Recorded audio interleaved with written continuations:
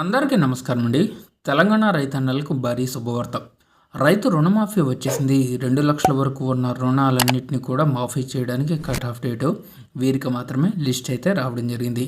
ఈ వీడియోలో వీటన్నిటి గురించి పూర్తి వివరాలు అయితే తెలుసుకుందామండి. సో ముందుగా వీడియోని లైక్ చేయండి, రైతులకు ఈ వీడియోని అయితే షేర్ చేయండి. రైతు భరోసాపై తెలంగాణ సీఎం రేవంత్ రెడ్డి గారు కీలక ప్రకటన. తెలంగాణలో అర్హులందరికీ రైతు భరోసా అమలు చేస్తామని సీఎం రేవంత్ రెడ్డి తెలిపారు. జాతీయ రహదారులకు, శ్రీమంతులకు రైతు భరోసా నిధులైతే వస్తున్నాయని అంటున్నారు.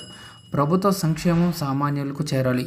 ఇందుకోసం మంత్రులు బట్టి, తుమ్మల, శ్రీధరబాబు, పొంగులేటి నేతృత్వంలో ఉపసంఘం ఏర్పాటు చేశాం. జూలై 15 కల్లా నివేదిక వస్తుంది. బడ్జెట్ సమావేశంలో ఆ నివేదికను ప్రవేశపెట్టి రైతు భరోసా విధి విధానాలు నిర్ణయిస్తామని చెప్పడం జరిగింది. సో రైతు రుణమాఫీతో పాటు రైతు భరోసా అప్డేట్ అయితే తెలుసుకుందాం.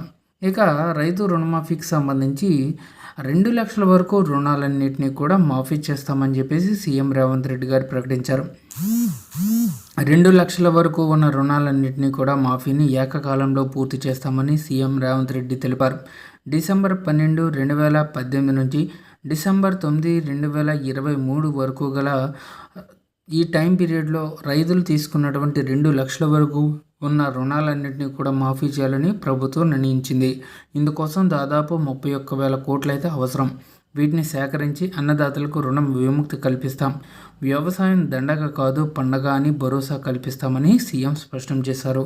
సో 2018 డిసెంబర్ 12 నుంచి 2023 డిసెంబర్ 9 ఈ టైం పీరియడ్లో తీసుకున్న రుణాలన్నింటినీ కూడా అప్ టు 2 lakhs వరకు కూడా మాఫీ చేయాలని రైతులకి ఈ శుభవార్త అయితే తెలంగాణ సర్కార్ తీసుకురావడం జరిగింది. Thank you.